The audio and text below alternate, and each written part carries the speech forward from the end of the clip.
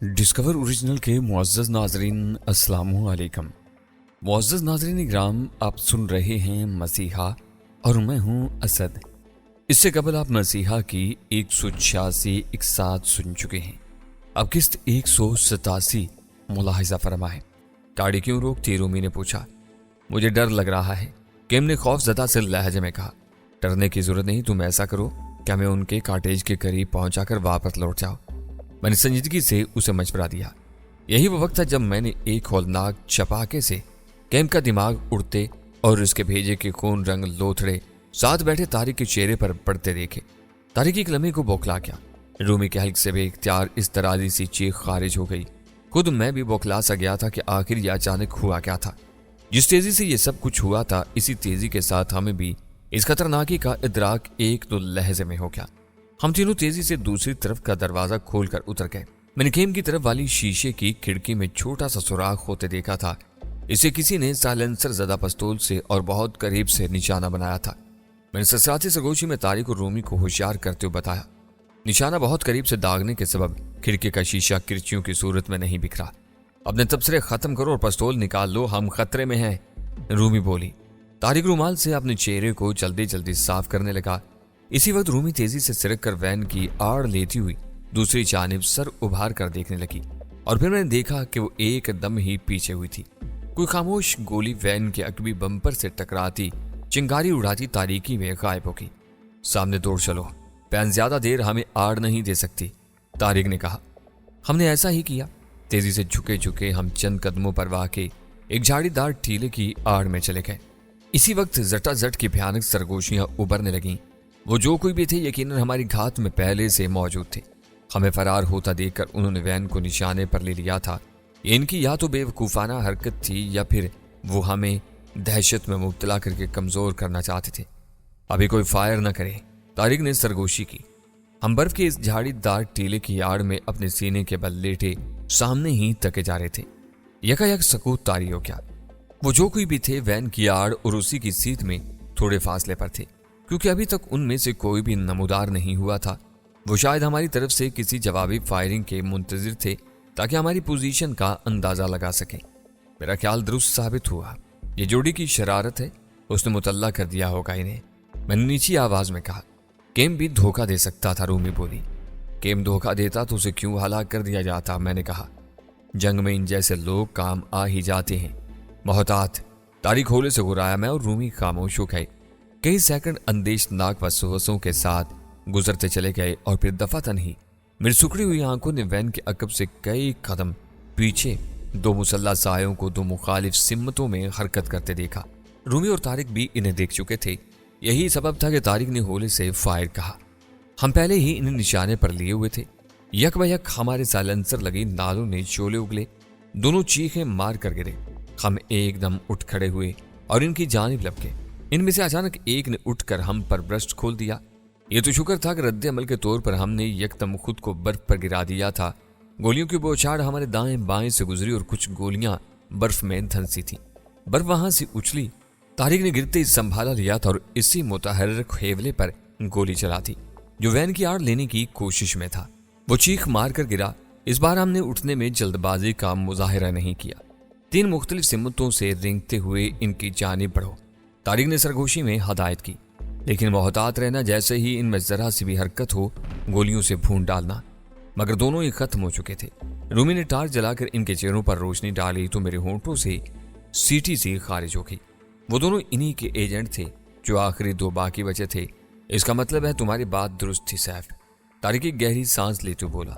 दरमियान में कुछ गड़बड़ जरूर हुई है और ये गड़बड़ जोड़ी के सिवा किसी की नहीं हो सकती, मैंने कहते हुए कोंठ खींच लिए। बेचारा के मुफ्त में मारा गया, रूमी ने अफसोस जाहिर किया। आओ वैन का जायजा लेते हैं, तारिक बोला। हम पलटे और वैन के करीब आए तो मायूसी ने हमें घेर लिया। वैन को दोनों दुश्मन एजेंट फायरिंग करके तकरीबन नाकारा कर चुके थे। 3 टायर इन्होंने ब्रस्ट कर डाले थे। अब क्या पैदल आगे बढ़े, मैंने कहा। यही करना पड़ेगा, तारिक बोला। शुक्र है कि मैंने दुश्मनों के कार्टेज का केम से महल वकूफ पूछ लिया था। हम पैदल चल दिए। पहले तो हमने सोचा था कि पब जाकर इस जोड़ी को जदोकोब करके इसे सच उगलवा लेंगे, लेकिन इसमें ताखिर हो जाती। जो हाथ आ चुका था उसे ही काफी जानकर हम तीनों मतलूबा कार्टेज की तरफ बढ़ते चले गए। रात दरमियानी पहर में दाखिल हो चुकी थी। हर सू बर्फजार सन्नाटे का राज था। शुक्र था कि आसमान साफ और रोशन था। चांद तारों भरी इस रात में अतराफ का बर्फानी मंजर और भी इसरार भरा और तिलिस्माती सा लग रहा था। हम आगे बढ़ते रहे। अगरचे वैन के जरिए हम पहले ही काफी फासला तय कर चुके थे। अब एक मोहतात अंदाजे के मुताबिक हम पैदल ही आगे बढ़ रहे थे। यह मुमकिन था कि फायरिंग की आवाज दूरों करीब के रहायशियों तक भी पहुंची हो और न जाने कितने लोगों ने इसका नोटिस लिया हो। ताहम फासला और वक्त है, शब को कौन बाहर निकल कर खबरगिरी करता। हम बर्फ पर अपने मखसूस जूतों के सबब पाँव धंसाते आगे बढ़ते रहे। जल्दी हमें अपना मतलूबा कार्टेज नजर आ गया। वो केम के कहने के मुताबिक दीगर कार्टेज से अलग थलग था और खदरे दूरी पर और कुछ बुलंदी पर भी वाक़ था। इसके गिर्द दरख्तों और घनी झाड़ियों का सिलसिला भी नजर आया। इन पर कहीं कहीं बर्फ भी पड़ी हुई थी। कार्टेज की मखरूती छत भी बर्फ से ढकी हुई थी और दरीचों के छज्जों से भी बर्फ टपकती दिखाई दे रही थी। कार्टेज पर तारीकी का राज था। हमारे अंदाजे के मुताबिक अंदर अब नाथन रोबोस्की समेत रोजी और डॉक्टर रमेश को होना चाहिए था। सवाल मेरे जहन में अब ये उभरता था कि क्या ये तीनों ही इस कदर इत्मीनान से यहाँ बैठे अपने दोनों एजेंटों का इंतजार कर रहे होंगे कि वो आकर इन्हें हमारी मुतवक्का हलाकत की खुशखबरी सुनाते। ऐसा हरगिज नहीं हो सकता था। मेरे दिमाग ने फौरन ही इसकी नफी कर डाली थी। अगर इनको हमारी यहाँ मौजूदगी का इल्म हो चुका था, जैसा कि अचानक बदलते हुए हालात से नजर आ रहा था, तो अब ऐसा मुमकिन था कि इन्होंने जोड़ी से मिलने वाली ये खबर जान लेने के बावजूद कि हम इनके ताक़ुब में बिल्लाखिर इन तक पहुंच ही चुके थे, तो उन्होंने हमें इतना हल्का लिया होगा कि महज अपने 2 एजेंटों को हमारे खात्मे के लिए भेज देने के बाद आराम से बैठे उनके कामयाब लौटने के मुंतजिर होंगे। जल्द ही ये उकदा इस वक्त खुला जब हम इंतहाई मोहतात रवि के साथ कार्टेज में दाखिल हुए। पूरा कार्टेज भाएं भाएं कर रहा था। तारिक ने पुरसोच अंदाज में अपने होंठ भींच लिए थे। रूमी के चेहरे पर सन्नाटों का राज था और मैं चुप न रह पाया और बोला, बिलाखिर वो लोग इस खतरनाक सरहदी वादी की जानिब निकल गए। सवाल ये पैदा होता है कि वो कैसे और कब यहाँ से निकले। रूमी बोली, इन्होंने 2 जो एजेंट हमारे पीछे लगा रखे थे, इनकी कारकर्दगी देखे और जाने बिना ये लोग क्यों कर निकल सकते हैं। रूमी की बात काबिल गौर है। तारिक कुछ सोचते हुए बोला, इसका मतलब है वो तीनों अब भी इधर ही कहीं मौजूद हैं, लेकिन फिलहाल इन लोगों ने अपना ये कार्टेज छोड़ दिया है। मैंने गोमगो से लहजे में कहा, यकीनन ऐसा ही है। रूमी पूरे यकीन से बोली, यह भी तो हो सकता है इन तीनों ने अपने 2 एजेंट हमारे पीछे लगाने के बाद फौरन ही आगे की राह ले ली हो। हमारी आमद का इन्हें किसी तरह इल्म हो चुका था। मैंने ख्याल जाहिर किया। बात तुम्हारी भी गलत नहीं है, तारिक बोला। एक एम ही था बेचारा जो इस सिलसिले में हमारी खातिर ख्वाह मदद कर सकता था। मेरे ख्याल है जोड़ी को अब तख्ता मश्क बनाना चाहिए। ये वक्त का ज़िया होगा। मैंने कहा, तो फिर क्या किया जाए? अंधाधुंध इन तीनों की तलाश में इस पुरखतर सरहदी इलाके का रुख किया जाए। रूमी ने सवालिया नजरों से मेरी जानिब घूरा। मैंने पुरसोच अंदाज में होंठ भींच लिए।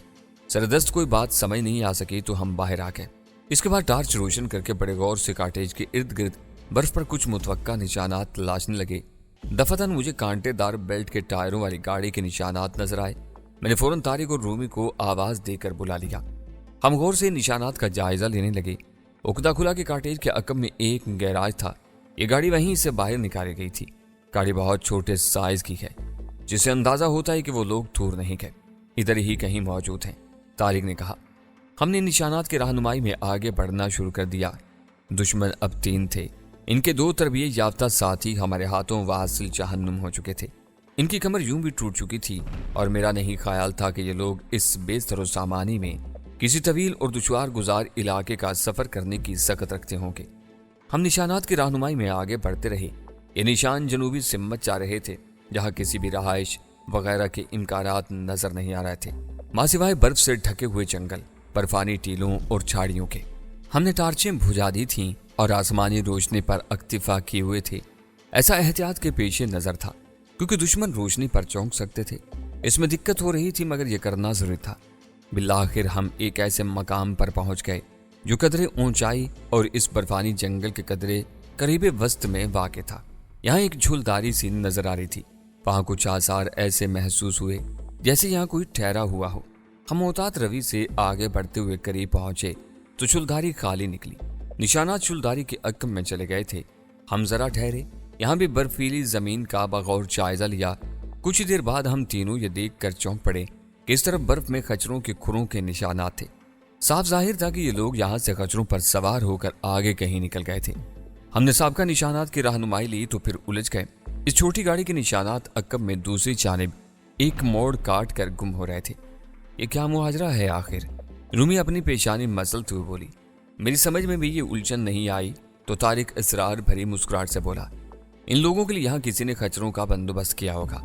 और से निशानात देखो, 3 खच्चर हैं। खच्चर लाने वाले इसी गाड़ी में वापस पलट गए होंगे। ओह, रूमी और मेरे मुंह से बैक वक्त बरामद हुआ। रात निस्फ से ज्यादा बीत चुकी थी और हम यही दुआएं मांगते हुए बर्फ में आगे बढ़ रहे थे कि तूफान ना आ जाए, वरना हमारा सारा प्रोग्राम गारत हो जाता। खच्चरों के खुरों के निशानात मिट जाते, फिर हमें नए सिरे से लाहे अमल तैयार करना पड़ता और वक्त का अलग ज़िया होता। हम मुसलसल और बगैर रुके आगे बढ़ते रहे। एक जोश था, एक कसम पूरी करने की लगन थी जिसने मेरे अंदर अजीब सी ताकत भर दी थी। बल्कि हम तीनों ही दुश्मन की बू पर इन्हें जल्द से जल्द दबोच लेने के लिए बेकरार थे। आसमान पर चांदनी चमक रही थी और नीचे बर्फ पर इसका तिलिस्म बिखरा हुआ था। हमारी चाल से ऐसा लगता था जैसे हम दुश्मन को छाप कर ही रहेंगे। निस्बतन बुलंद बर्फानी टीले की चोटी पर पहुंचकर हम नीचे का जायजा लेने के लिए जरा रुके तो अचानक बाएं जानिब काफी नशीबी जंगल में कुछ रोशनी नजर आई। पड़ाव बेख्तियार मेरे जहन में उभरा। रूमी और तारिक का भी यही ख्याल था। हम मजीद मोहतात हो गए। शायद हमारी तलाश रंग लाने वाली थी। टीले की ढलान में आकर हम सीने के बल लेट कर आहिस्ता आहिस्ता नीचे फिसलने लगे। यह ख्याल जरूर रखा गया था कि बिल्कुल पड़ाव की सीध हमारा यह सफर न हो। हम चंद फरलांग का फासला देकर नीचे घिसट कर उतर रहे थे। यह भी ख्याल रखा गया था कि बर्फ पर फिसलने से इसका गुबार भी न उड़ने पाए। क्या खबर वो दूरबीन से इस ढलान को नजरों में रखे हुए हों।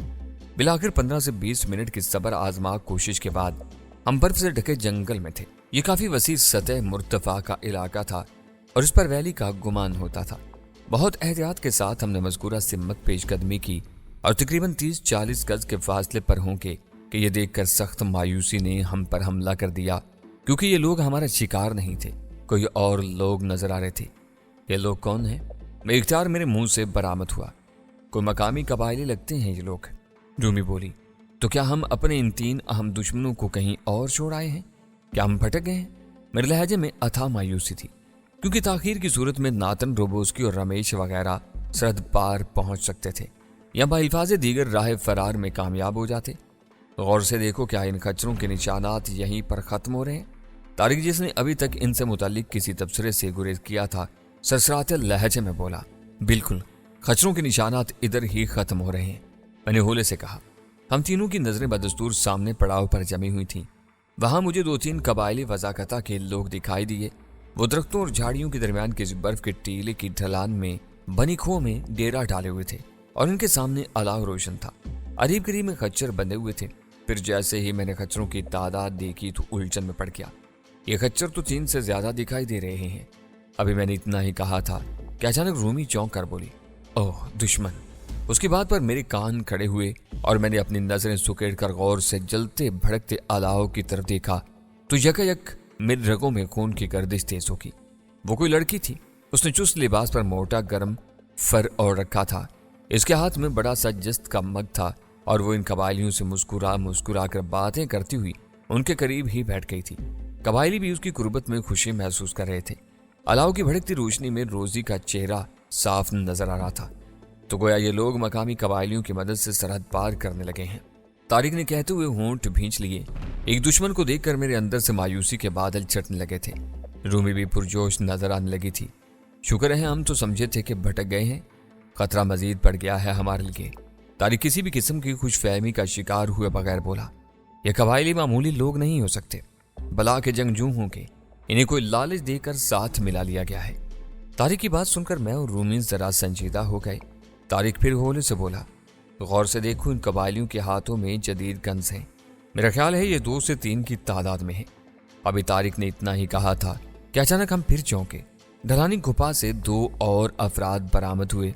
मोटे और गर्म कपड़े पहने होने के सबब हम इन्हें पहचान नहीं पा रहे थे। हम यकीन था कि ये दोनों नातन रोबोस्की और डॉक्टर रमेश अग्रवाल के सिवा और कोई नहीं हो सकते थे। बगैर आवाज पैदा किए चींटी की रफ्तार से आगे बढ़ते रहो, हथियार पुष्ट पर उड़स लो। अचानक ही तारिक ने सरसाती आवाज में कहा और फिर रूमी और मैंने यही किया। इन पर हल्ला बोलने का यह अच्छा मौका है, मैंने आगे खिसकते हुए जोश भरी सरगोशी में कहा। खबरदार, इन कबायलियों को ऐसा वैसा समझने की गलती मत करना, तारिक बोला। ये लोग लड़ाई बढ़ाई और जदीद असलहा चलाने के माहिर मालूम होते हैं। ऐसे नहीं, इन तीनों ने इन्हें हायर कर रखा। दुश्मन को कमजोर समझने का नतीजा बहुत भयानक होता है। रूमी ने भी गिरा लगाई। हम इतनी देर में काफी फासला पार चुके थे। खासे करीब पहुंचने के बाद हम रुक गए। इनसे हमारा दरमियानी फासला अब इतना जरूर हो चुका था कि हम आसानी इन्हें देख भी सकते थे, बल्कि इनकी गुफ्तगू भी कान लगा कर सुन सकते थे।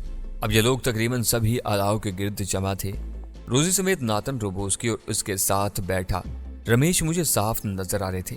रमेश का मकरूह चेहरा अलाव की दहकती रोशनी में मुझे इस कदर नफरत अंगेज महसूस हो रहा था कि दिल चाहा इधर ही से उसके मनहूस और मकरूह चेहरे पर अपनी गन से निशाना लेकर ब्रस्ट फायर कर डालूं। बड़ी मुश्किल से मैंने अपनी इस दरीना ख्वाहिश का गला घोंटे रखा। मेरा ख्याल है अब हमें आराम कर लेना चाहिए। सुबह होते ही हमें रवाना होना पड़ेगा। नातन की भारी और खुरदरी आवाज उभरी। आपका क्या ख्याल है बॉस? क्या वो लोग भी हमारे ताक़ुब में होंगे? ये रोजी थी। कैसी बेवकूफ़ों वाली बात करती हो तुम? नातन ने तलखी से उसे टोका। वो खासा झुंझलाया हुआ लग रहा था। वो इस वक्त हमारे पैरों के निशान को भी नजरअंदाज नहीं कर सकते। आप बिल्कुल ठीक कह रहे हैं। यह रमेश था। उसकी मनहूस आवाज सुनकर एक बार फिर मेरे रगों में दौड़ते खून की गर्दिश तेज हो गई। वो लोग जब ग्रेट टेम्पल पहुंच सकते हैं तो यहाँ स्नो माउंट तक भी पहुंच सकते हैं। अच्छी भली हमारे लिहाजा से बाय एयर निकल जाने की प्लानिंग रेडी थी। कमबख्त इस डॉक्टर सैफ और उसकी टीम भी इस मुर्दार फोस्टर समेत यहाँ लिहाजा आन पहुंची और सब कुछ ही जैसे पलक झपकने में उलट पलट हो गया। हमारे तमाम रास्ते मसदूद हो गए और हमें बेसरो सामानी में ये राह अपनाना पड़ी। ये रोजी थी। इसके लहजे में हद दर्जा शिकस्त खोर्दगी और मायूसी थी।